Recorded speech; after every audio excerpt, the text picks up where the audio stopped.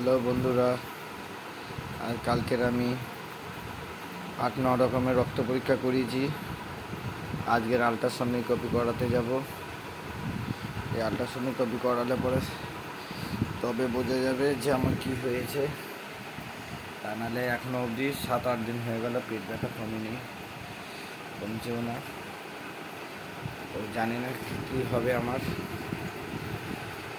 8-9 দিন ধরে 10 দিন ধরে কাজেও যেতে পারছি না। আজকের আলট্রাসনোগ্রাফি হবে। আলট্রাসনোগ্রাফি করালে বোঝা যাবে যে কি হয়েছে। কালকে রক্ত পরীক্ষা করেছি 8-9 রকমের। দেখো, তোমরা একটু পাশে থেকো, কেউ ভুলে যেও না, তাহলেই হবে। তোমরা কেমন আছো জানাবেন। ভগবান জানে কি হবে। সবাই একটু ভগবানের কাছে প্রার্থনা করো,